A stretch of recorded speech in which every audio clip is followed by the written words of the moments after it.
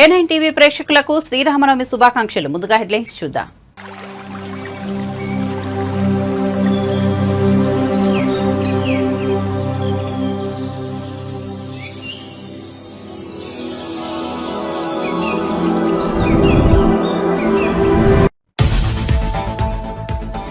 భద్రాచలంలో అంగరంగ వైభవంగా సీతారాముల కళ్యాణం. స్వామివారికి పట్టు వస్త్రాలు, ముత్యాల తలంబ్రాలు సమర్పించిన సీఎస్. రాములవారి కళ్యాణంలో పాల్గొన్న మంత్రులు బట్టి విక్రమార్క, కొండా సురేఖ, పొంగులేటి శ్రీనివాసరెడ్డి.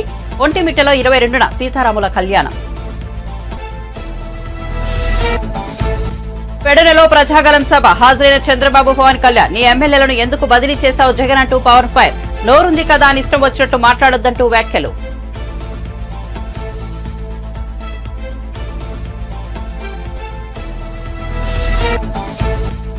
ఏపీలో రేపటి నుంచి నామినేషన్ల పర్వం. నేడు మంగళగిరి పార్టీ కార్యాలయానికి వచ్చిన జనసేన అభ్యర్థులు బీఫారాలు అందించి శుభాకాంక్షలు తెలిపిన పవన్. పాల్గొన్న అభ్యర్థికి తప్ప మిగతా అందరికీ బీఫారాలు.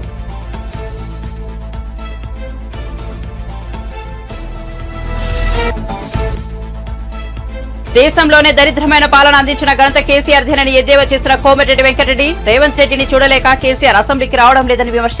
మేం గేట్లు తెరిస్తే బీఆర్ఎస్ లో ఎవరూ మిగిలరని వ్యాఖ్య. రేవంత్ రెడ్డి రాజకీయాల్లో స్వతంత్రంగా ఎదిగిన వ్యక్తి అని ప్రశంస.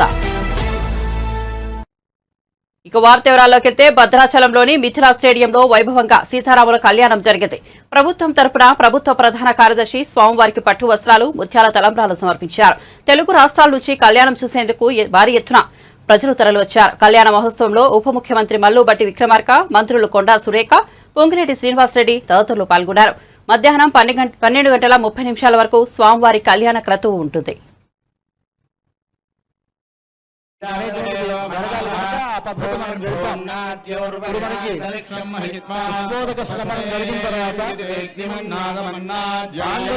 పూజ జరుగుతుంది.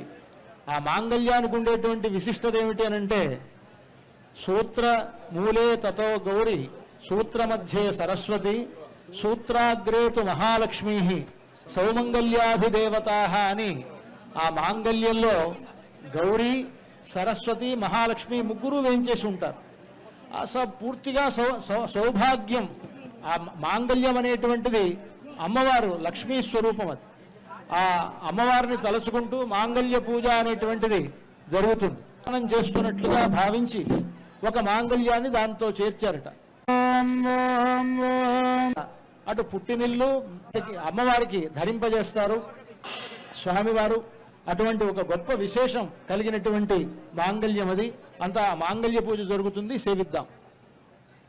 పునఃసంకల్ప్య ప్రాణాయామం కృత్వా ఓం ఓం ఓం శ్రీమదఖిలాండకోటి బ్రహ్మాండనాయకస్య భద్రాచల సీతాలక్ష్మణ సమేత శ్రీ రామచంద్రస్వామినః తిరుకళ్యాణ మహోత్సవాఖ్యే కర్మణి మాంగళ్య పూజాం కరిష్యే ఇది సంకల్ప్య మాంగళ్యాధిష్టాన దేవతాయై శ్రీం శ్రీయై నమః, శ్రీ మహాలక్ష్మీ నమః, శ్రీదేవ్యై నమః, శ్రీ భూదేవ్యై నమః, శ్రీ నీలాదేవ్యై నమః ఆవాహయామి. ఓం ఐం హ్రీం శ్రీం శ్రీయై నమః. అత్ర ఆవాహిత శ్రీ మహాలక్ష్మీ నమః, శ్రీదేవ్యై నమః, శ్రీ భూదేవ్యై నమః. ధ్యాయామి, ఆవాహయామి, ఆసనం సమర్పయామి, పాదయోః పాద్యం సమర్పయామి, హస్తే స్వర్ఘ్యం సమర్పయామి, ముఖే ఆచమనీయం సమర్పయామి, ఔపచారికేన స్నానం. ఓం ఆపోహిష్ఠామయో భువస్థాన ఊర్జేతుధాతనా దీపం సందర్శయామి. ధూపదీపానంతరం శుద్ధాచమనీయం సమహిషే. ఓం దేవస్య దర్శయామి. ఒక్కొక్క పద్ధతిలో రాముల కళ్యాణం జరిపించినప్పుడు పాణిగ్రహణం చేయించాట. చూడండి, అంతా కూడా ఇప్పుడు మాంగళ్యం చూపిస్తున్నారు అర్చక స్వాములు. ఇది సీతమ్మ వారి మెడలో రామచంద్రమూర్తి అలంకరిస్తాడు.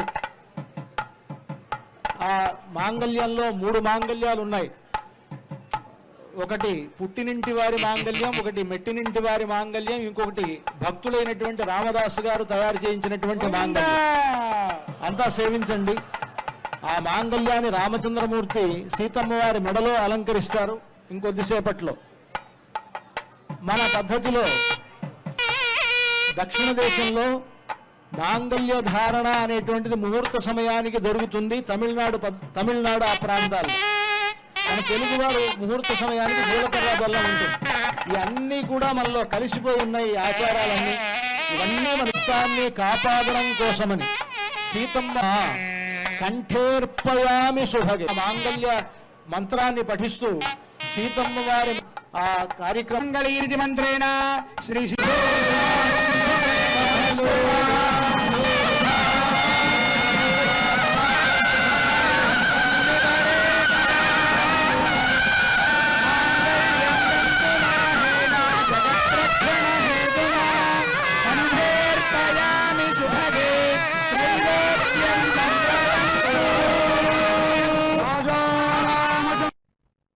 కృష్ణా జిల్లా పెడనలో నిర్వహించిన ప్రజాగలం సభకు టీడీపీ అధినేత చంద్రబాబు జనసేనాని పవన్ కళ్యాణ్ హాజరయ్యారు. ఈ సందర్భంగా పవన్ కళ్యాణ్ ప్రసంగించారు.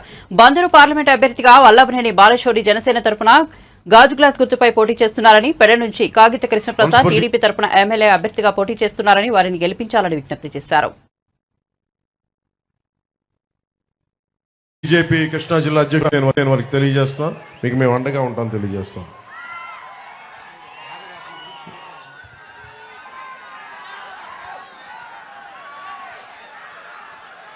జగన్ నిన్ను మాట్లాడుతా భీమవరంలో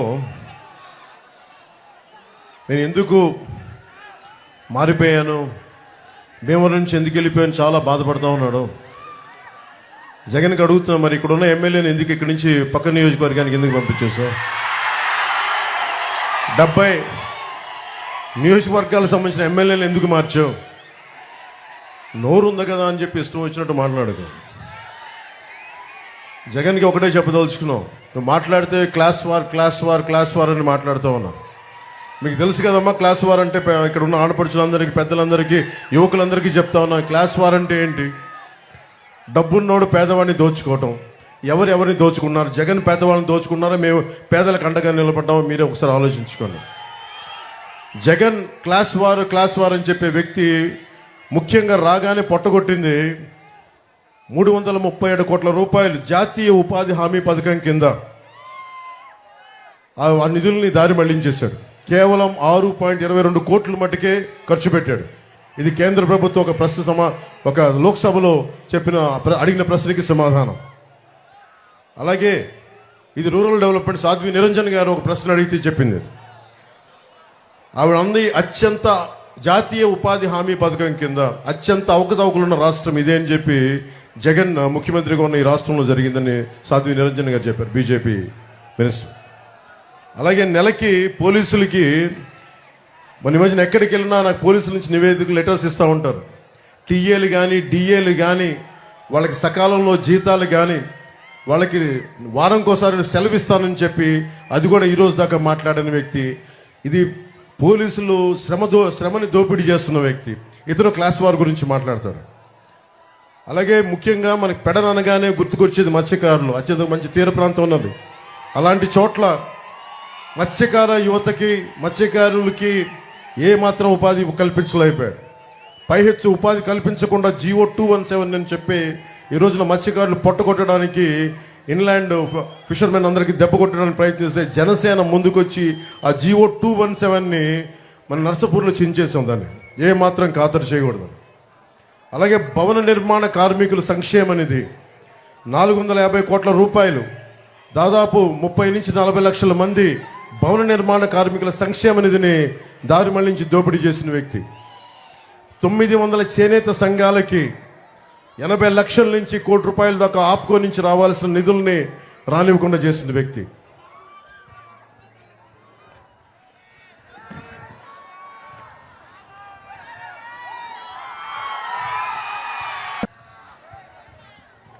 పెట్టాడు జన సైనికుల మీద. మట్టి మాఫియా కోసం ఫిర్యాదు చేస్తే ఇక్కడ పెడన యువత వాళ్ళని చెట్టు కట్టి కొట్టాడు ఈ వ్యక్తి. నా దగ్గరికి జనవాణికి చనిపోయిన ఒక జడ్జి తల్లి నా ఆస్తిని అతను అనుచరులు దోచేసుకున్నారు, నాకు అండగా ఉండంటే నాకు నిజంగా నిస్సహాయత బాధేసింది. కేసీఆర్ కనుక కాంగ్రెస్ పార్టీని టచ్ చేస్తే బీఆర్ఎస్ పునాదులే కూల్చేస్తామని మంత్రి కోమిటిరెడ్డి వెంకటరెడ్డి తీవ్రంగా హెచ్చరించారు. ఎన్టీఆర్ కు వెన్నుపోటు పొడిచిన సమయంలో కేసీఆర్ కూడా అని మీడియాతో మాట్లాడుతూ దేశంలోనే దరిద్రమైన పాలించిన అందించిన ఘనత కేసీఆర్కే దక్కుతుందని ఎద్దేవా చేశారు. ముఖ్యమంత్రి రేవంత్ రెడ్డిని చూడలేకే కేసీఆర్ అసెంబ్లీకి రావడం లేదని విమర్శించారు. కాంగ్రెస్ పార్టీ కనుక గేట్లు తెరిస్తే బీఆర్ఎస్ పార్టీలో మిగలడానికి ఎవరూ ఉండరని వ్యాఖ్యానించారు. మరో 3 నెలల్లో బీఆర్ఎస్ కనుమరుగు కావడం ఖాయమన్నారు. ట్యాపింగ్ చేసి భార్యాభర్తలు ఇంట్లో మాట్లాడుకునేవి కూడా ఇని ప్రణీత్ రావు, ప్రభాకర్ రావు, రాధాకృష్ణారావు, వేణుగోపాలరావు, ప్రభాకర్ రావు అంతా నీ చుట్టాలను పెట్టుకొని దేశంలో ఎక్కడ లేని విధంగా దరిద్రమైన పాలన అందించి ఈరోజు నిన్న నువ్వు మాట్లాడితే నిజంగా ఎంత కోపం వస్తుందంటే ఎన్నికైన ప్రభుత్వాన్ని ఏడాదిలో పతనం అవుతుందా? అయితే నువ్వేం దోపిడితోని మా ఎమ్మెల్యేను కొనాలనుకుంటున్నావా? ఒకటే నీకు వార్నింగ్ ఇస్తున్న కేసీఆర్, నువ్వు టచ్ చేసి చూడు కాంగ్రెస్ పార్టీని. 3 నెలల్లో నీ పార్టీలో మీ ముగ్గురున్నారు, మీ బంధువులు ఎమ్మెల్యేలు తప్ప ఒక్కడు లేకుండా టీఆర్ఎస్ పార్టీ లేకుండా నీ పార్టీ ఆఫీస్ పునాదులతో సహా లేపేస్తాం హైదరాబాద్లో. నువ్వు చేయలేని పనులు చేస్తుంటే గవర్నమెంట్ పడేస్తా నీకు ఎంత ధైర్యం ఉండాలి? దొంగ దీక్షలు చేసి విటమిన్ డి ఇంజక్షన్లు తీసుకొని నా దగ్గర 50 పేపర్లు మా గోనె ప్రకాశ్రావు ఆర్టీఐ తీసుకొని నాకు ఇచ్చిండు. ఇంజక్షన్ తీసుకుంటే 50 ఏళ్ళు కూడా బతకొచ్చు. ఒక మణిపూర్లో ఒక అమ్మాయి 20 ఏళ్ళు ఏదో దీక్ష చేసింది. దొంగ దీక్ష చేసి మాట్లాడితే సావు నోట తలకాయ పెట్టినా అని చెప్పి, తెలంగాణ తెచ్చినా అని చెప్పి దొంగ మాటలు మాట్లాడి దళితులకు 3 ఎకరాలు ఇస్తా అని, ముఖ్యమంత్రి చేస్తా అని మోసం చేసి ఇవాళ మా గవర్నమెంట్ జోలికి వస్తావు. బిడ్డ నీ సంగతి చెప్తాను. నువ్వైతే మళ్ళాసారి ఆ మాట మాట్లాడితే మేము భూమి ఇచ్చి కట్టిన నీ టీఆర్ఎస్ పార్టీ ఆఫీస్ కూడా పునాదులతో సహా లేపేస్తాను. మళ్ళాసారి మీరు మాట్లాడితే మేము తలుచుకుంటే ఇప్పటికే నీ దగ్గర 30 మంది ఎమ్మెల్యేలు మా దాంట్లోకి వస్తుండే. నువ్వు వస్తానన్నా వద్దంటున్నాం. వాళ్ళు బలవంతంగా కొందరు వస్తున్నారు, మేము సపోర్ట్ చేస్తామని, అభివృద్ధి కోసమని. నీలాగా చేయదలుచుకుంటే ఇవాళ 9 మంది కూడా మిగిలిపోతుంది నీ దగ్గర. నీలాంటి పాస్పోర్ట్ దొంగలు దొంగ పాస్పోర్ట్ వేసుకొని వాళ్ళని బొంబాయిలో తీసుకొచ్చి ఊడరేవుల దగ్గర వదిలిపెట్టి డబ్బులు దోసుకొని నీలాంటి వాడు ముఖ్యమంత్రి అయినప్పుడు ఆయన కొట్లాడి ఒక రైతు కుటుంబంకి వెళ్ళి వచ్చి ఇలా ఇండిపెండెంట్ జడ్పీటీసీ అయ్యి, ఎమ్మెల్సీ ఇండిపెండెంట్ అయ్యి, ఎమ్మెల్యే ఎంపీ అయ్యి ముఖ్యమంత్రి అయిన నీలాగా చిల్లర దందాలు చేయలే. ఒక ముఖ్యమంత్రిని పట్టుకొని లిల్లిపిట్ అని చెప్పి ఇష్టం ఉన్నట్టు మాట్లాడుతున్నావు. ఆయనకు ఒక్క మెదక్ సీటు వస్తుందని అనుకుంటుంది కానీ అది కూడా వస్తలేదు. ఒక్క సీటు తెచ్చుకో కేసీఆర్, నీకు ఛాలెంజ్ చేస్తున్నాను. ఒక్క సీటు మాకు ఉన్నది పోటీ బీజేపీకి మధ్యలోనే. నువ్వు అనుకుంటున్నావు కేసీఆర్ ఇవాళ నీ పని అయిపోయింది. రేవంత్ రెడ్డి ముఖం చూస్తే అర్థమైపోయింది ఆయన ముఖం చిన్నపోయిందని. ఆయన ముఖం చూసి మాట్లాడే ధైర్యం లేక 2 సార్లు అసెంబ్లీ సెషన్లో ముఖం లేక ఏడ తిట్టుబడవలసి చూస్తుందో నీ బండారం బయటపడుతున్నా. అసెంబ్లీకి రాని ముఖం లేదు నీకు. 12-13 సీట్లు పెట్టుకున్నాం. 15 మిషన్ మా టార్గెట్. 12-13 సీట్లతోని ఇలా పార్లమెంట్లో గెలుస్తున్నాం. ఆ తర్వాత 3 నెలల్లో బీఆర్ఎస్ పార్టీ దుకాణం బంద్ అవుతుంది. వైసీపీ పాలనలో హిందూ భక్తుల మనోభావాలపై గొడ్డలిపోట్లు అనదగ్గా సుమారు 150 ఘటనలు జరిగినా ప్రభుత్వం పట్టించుకోలేదంటూ టీడీపీ అధినేత చంద్రబాబు చేసిన ట్వీట్పై మంత్రి రోజా స్పందించారు. రావణుడి ప్రతిరూపమైన చంద్రబాబు నోటి వెంట ఇలాంటి అబద్దాలు కాకుండా ఇంకేం వస్తాయని విమర్శించారు. పెట్టిన సచివాలయ వాలంటీర్ వ్యవస్థలో మీకెవరమ్మా మంచి చేస్తున్నారంటే వాళ్ళ పిల్లల పేర్లు కూడా చెప్పట్లా, వాలంటీర్ల పేర్లు చెప్తున్నారు. అంటే జగనన్న వాలంటీర్ వ్యవస్థ ద్వారా ఎలా ప్రజల్లోకి వెళ్లారనేది మనం చూస్తున్నాం. సో వాలంటీర్ వ్యవస్థ వల్ల ఈరోజు ప్రజలందరూ కూడా జగన్ గారు అనుకున్న విధంగా వాళ్ళు ఎలిజిబిలిటీ ఉన్న వాళ్ళు మిస్ కాకుండా ఏ పార్టీ వాళ్ళైనా వాళ్ళ ఇంటికి అన్ని అందించగలుగుతున్నారు. కాబట్టి వాళ్ళు డైరెక్ట్ గా జగనన్నకు ఓటేస్తారన్న భయం పట్టుకునే ఈరోజు వాలంటీర్స్ మీద విషం కక్కుతున్నారు. సో ఈ రోజు వాలంటీర్స్ ని వీళ్ళు రెస్ట్రిక్ట్ చేయాలని చెప్పి పెన్షన్లు ఇవ్వనీయకుండా ఇబ్బంది పెట్టారు. అసలు నువ్వేంద్ర మేమే రిజైన్ చేసి మేమే ప్రజల్లోకి వస్తాము అని చెప్పి వాళ్లే వచ్చి స్వచ్ఛందంగా ప్రజల్లో తిరుగుతున్నారు. ఈ రోజు ఎంత వ్యతిరేకత తెలుగుదేశం పార్టీకి వచ్చిందో మీరు చూశారు. ఈ రోజు ఇళ్లల్లో వెళ్లి పెద్దోళ్ళకి ఇస్తుంటే మండు టెండర్లో ఈ రోజు వచ్చి సచివాలయాల దగ్గర బారులు తీరి వాళ్ళు పెన్షన్ తీసుకునే విధంగా చేసిన తెలుగుదేశం పార్టీకి పుట్టకథలు లేకుండా చేయడానికి ఓటర్లు రెడీగా ఉన్నారు పెన్షన్దారులు. ఈరోజు ఒక నీచమైన సంస్కృతి చంద్రబాబు నాయుడుది. ఏ విధంగా ఎన్టీఆర్ మీద చెప్పులేయించారు, ఈరోజు జగనన్న మీద రాళ్లేయించారు. ఎంత స్ట్రాంగ్ గా కొట్టారో మనం చూస్తున్నాం. ఆయనకు తగిలి పక్కనున్న ఎమ్మెల్యే క్యాండిడేట్ వెల్లంపల్లికి తగిలి అంత డ్యామేజ్ అయిందంటే అది ఎంత ఫోర్స్ లో వచ్చి ఉంటుంది, ఎన్నిసార్లు కరెంటు కట్ అయింది. సో దీన్ని బట్టి ప్రజలు అర్థం చేసుకుని ఉంటారు ఇది తెలుగుదేశం పార్టీ చంద్రబాబు నాయుడు స్కెచ్ లేదా లోకేష్ గారి స్కెచ్ అయి ఉంటుందని. ఇప్పుడు దాన్ని డ్యామేజ్ ని సర్దుకునే దానికి రాష్ట్రం అంతా కూడా చంద్రబాబు నాయుడు నీచ రాజకీయాలను గుర్తిస్తున్నారని తెలుసుకొని ఈ రోజు డ్రామా ఆడటం స్టార్ట్ చేశారు. కానీ ఎవరు కూడా సింపతి చూపించట్లేదు చంద్రబాబు నాయుడుకి. ఎందుకంటే అతను ఏం చేశాడు, ఎందుకు జరిగింది అనేది అందరికీ తెలుసు. సో జగన్మోహన్ రెడ్డి గారు ఎప్పుడూ నీచమైన రాజకీయాలు చెయ్యడు, ఎప్పుడు కూడా ఫేర్ పాలిటిక్స్ చేశాడు, అభివృద్ధి పాలిటిక్స్ చేశాడు. ప్రజలకి మంచి చేసి వారి అభిమానం పొంది వారి ఆశీస్సులతోనే ముఖ్యమంత్రి అవ్వాలనుకున్నాడు. పొత్తులు పెట్టుకోనో, రాళ్లేసో, చెప్పులేసో, లేదా ఎవరో ఒకరిని వెన్నుపోటు పొడిచో అవ్వాలన్న ఆలోచన జగనన్నకి ఎప్పుడూ లేదు. అందుకే జగనన్న పోరాడాడు, ప్రజల్లో ఉన్నాడు, పాదయాత్రలో కష్టాలు విన్నాడు, చూశాడు, వాటికి పరిష్కారం చెప్పారు. ఆ భరోసాతో ముఖ్యమంత్రి అయిన మొదటి రోజు నుంచి ఆయన సంతకం సంక్షేమ సంతకం అభివృద్ధి వైపుకి నడిచింది. సో జగనన్నని చంద్రబాబు నాయుడు కాదు కదా ఎవ్వరూ ఏం చేయలేరు. ప్రజలందరూ కూడా జగనన్న వెనుకున్నారు, జగనన్నకి అండగా ఉన్నారు. సీఎం జగన్ పై రాయితో దాడి వ్యవహారంలో వడ్డెర సామాజిక వర్గానికి చెందిన మైనర్లను బలిపశులను చేస్తున్నారంటూ టీడీపీ నేతలు మండిపడుతున్నారు.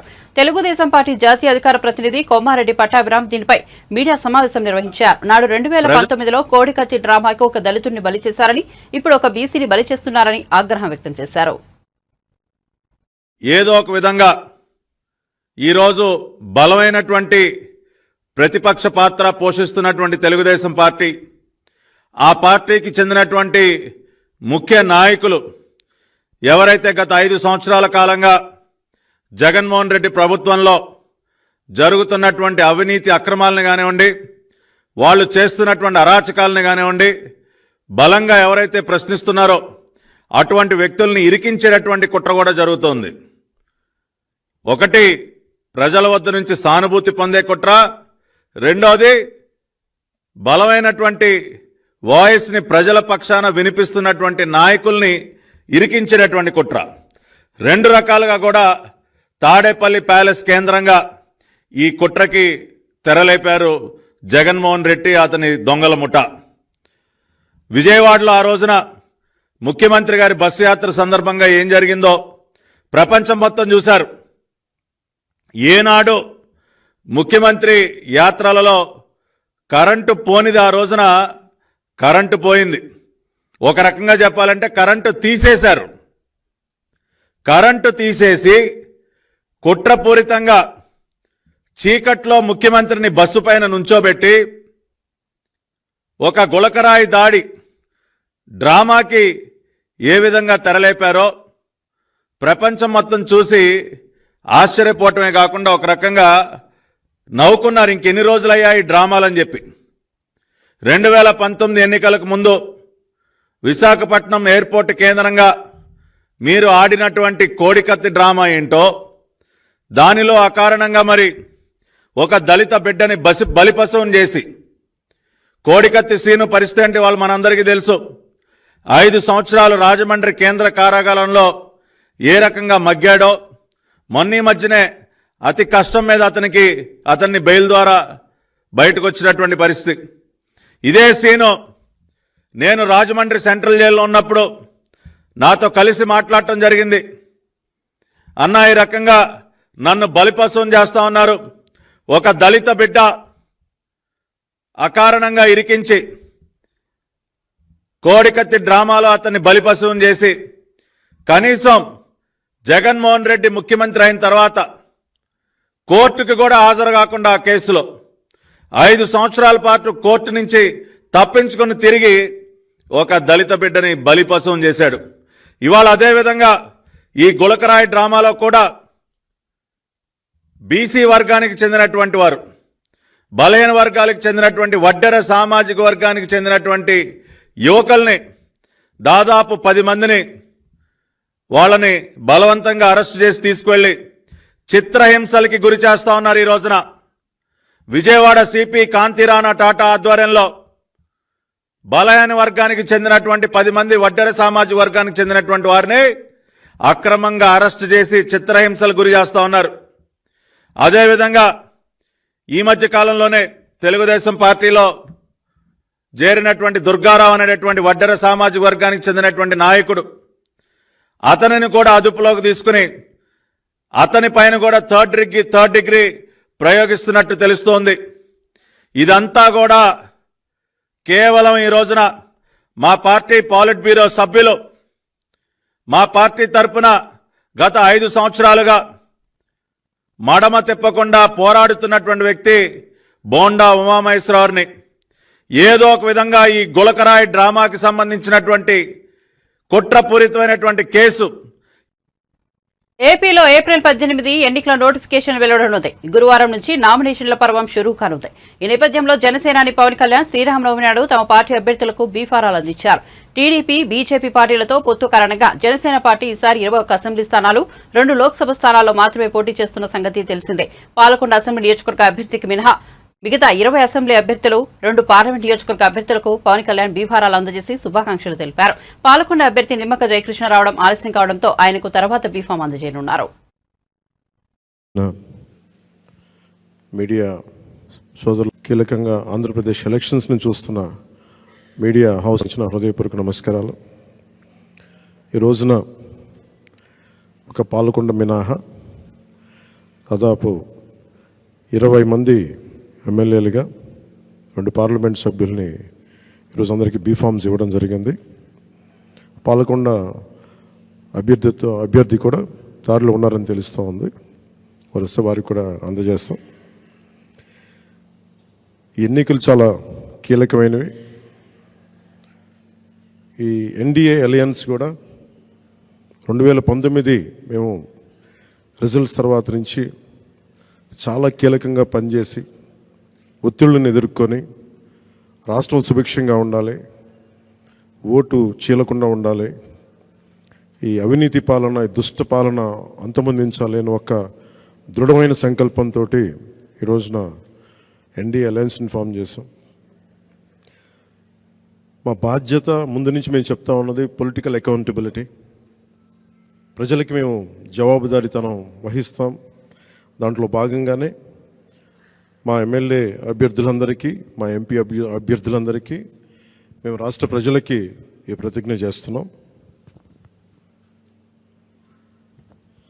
3 కాలాల ప్రకృతి ఆశీస్సులతో, తరగని సహజ వనరులతో,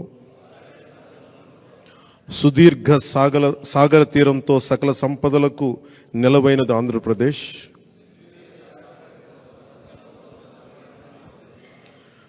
అప్పుల ఆర్థిక విధానాలు, తప్పుడు పరిపాలన వల్ల ఇప్పుడు మనకి తిప్పలు తప్పడం లేదు. 5 ఏళ్ల పాలనలో రాష్ట్రం అధోగతి పాలైంది. మనమంతా కలిసికట్టుగా నడుం బిగించి మళ్ళీ మన అన్నపూర్ణ ఆంధ్రప్రదేశ్ను పునర్నిర్మించుకోవాల్సిన అవసరం ఎంతో ఉంది. ప్రజాస్వామ్యంలో ప్రజలే ప్రభువులు కనుక వారికి జవాబుదారీగా ఉంటూ పారదర్శక పాలనను అందించాల్సిన కర్తవ్యం రాజకీయ వ్యవస్థది. తెలుగువారి జీవన రేఖ పోలవరం పూర్తి, నదుల వైఎస్ వివేకానందరెడ్డి హత్యపై జమ్మలమడుగు నియోజకవర్గ బీజేపీ అభ్యర్థి ఆదినారాయణరెడ్డి కీలక వ్యాఖ్యలు చేశారు. వివేక హత్య గురించి జగన్ దంపతులకు ముందే తెలుసునని పేర్కొన్నారు. వైఎస్ఆర్ జిల్లా జమ్మలమడుగులోని బీజేపీ కార్యాలయంలో బుధవారం ఆదినారాయణరెడ్డి మీడియాతో మాట్లాడారు.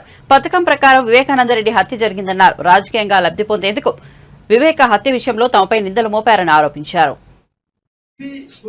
ముఖ్యంగా వాళ్ళ సాక్షి టీవీలో విజయసాయిరెడ్డి గారు చెప్పినారు, గుండెపోటుతో వివేకానందరెడ్డి గారు చనిపోయినాడని. విజయసాయిరెడ్డి కూడా మరొక రాజ్యసభ ఎంపీ.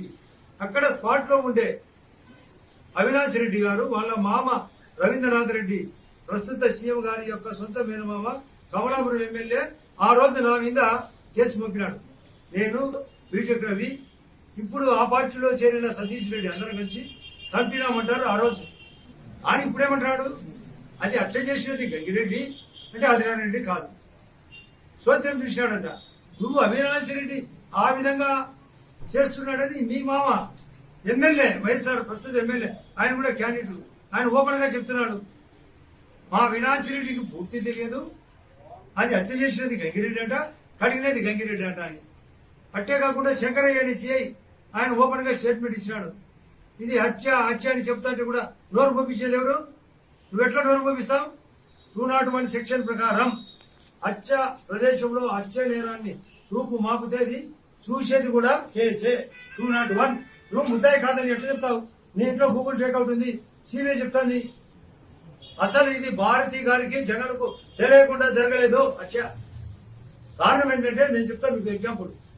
అసలు ఆ రోజు మార్చి 15 తెల్లవారుజామునే ఆ రోజు ఎక్స్ చీఫ్ సెక్రటరీ అజయ్ గల్లం గారు అతను ఉమారెడ్డి వెంకటేశ్వర్లతో పాటు ఒక టీమును పిలిచినాడు.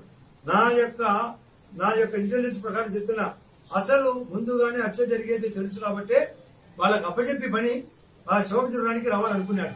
కానీ అది ఉల్టా తిరిగి ఏదో లోపాయికారిగా సంపాలనుకున్నారు. అది హత్యని నిర్ధారణ వాళ్ళు బాధపడి ఖచ్చితంగా పోస్ట్ మార్టం చేయమని వాళ్ళ కుటుంబ సభ్యులు చెప్తే అప్పుడు హత్య కేసు అవుతుందని మా మీద వచ్చినారు. ఈ స్థానిక ఎమ్మెల్యే చెప్తున్నా, వాడు చెయ్యని తప్పే లేదు, చెయ్యని మోసం లేదు. ఏదో పల్లెల్లో తిరుగుతాడంట. ఏదానికి తిరుగుతాడు పల్లెలు? ఆ పల్లెలో ఏం దొరుకుతుంది? సహజ వనరులు ఏం దొరుకుతాయి? దాన్ని ఎలా మింగాలి? ఇక్కడైతే రాయి ఏమైనా దొరుకుతుందా? ఇసుక దొరుకుతుందా? మట్టి దొరుకుతుందా? గ్రావెల్ దొరుకుతుందా? లేదా భూకంశాలు చేయాలా? దీనికి తిరిగినావు తప్ప నువ్వు అభివృద్ధికి తిరిగినావా? నేను బీజేపీ ఎమ్మెల్యేగా పోటీ చేస్తున్నా, నాకు బ్రహ్మాండమైన ఛాన్స్ ఉంది, నేను సీనియారిటీ ఉంది, నేను ధర్మం చేసిన, మీ మాదిరి లోపల పని చేయలే. ఇప్పటికే వాలంటీర్ల వ్యవస్థ ఓవర్ అయింది, తోక తెగుతుంది. వాలంటీర్లందరికీ హెచ్చరిక చేస్తున్నాం, మీరు మర్యాదగా ఉండకుంటే మీ ఉద్యోగాలు పోతాయి, మీకు పోయిన ఉద్యోగాలు మళ్ళీ రావు. మర్యాదగా ఉండండి. 5,000 బదులు చంద్రబాబు నాయుడు గారు కేంద్రం ఆధ్వర్యంలో 10,000 ఇచ్చడానికి రెడీ. ఇక్కడ స్టీల్ ఫ్యాక్టరీ ఎన్నిసార్లు చెప్పినా రాలే. స్టీల్ ఫ్యాక్టరీ నిర్మాణం జరగాల్సిందే.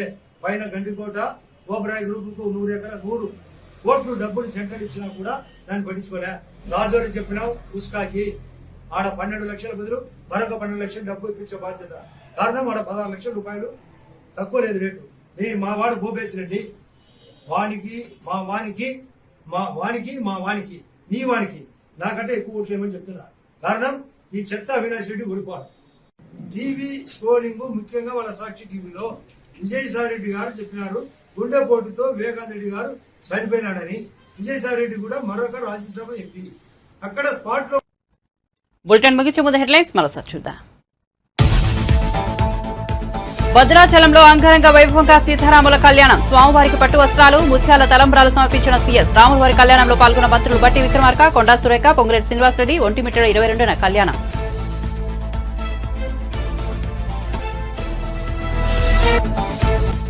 పెడనలో ప్రజాగలం సభ. హాజరైన చంద్రబాబు, పవన్ కళ్యాణ్, నీ ఎమ్మెల్యేను ఎందుకు బదిలీ చేశావు జగన్ అంటూ పవన్ ఫైర్. నోరుంది కదా అని ఇష్టం వచ్చినట్లు మాట్లాడొద్దంటూ వ్యాఖ్యలు.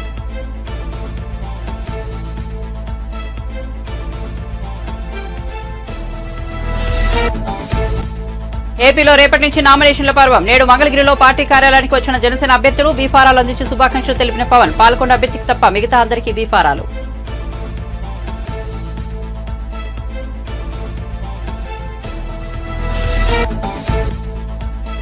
దేశంలోనే దరిద్రమైన పాలన అందించిన ఘనత కేసీఆర్ దేనని ఎద్దేవా చేసిన కోమటిరెడ్డి వెంకటరెడ్డి. రేవంత్ రెడ్డిని చూడలేక కేసీఆర్ అసెంబ్లీకి రావడం లేదని విమర్శ. మేం గేట్లు తెరిస్తే బీఆర్ఎస్ లో ఎవరూ మిగిలరని వ్యాఖ్య.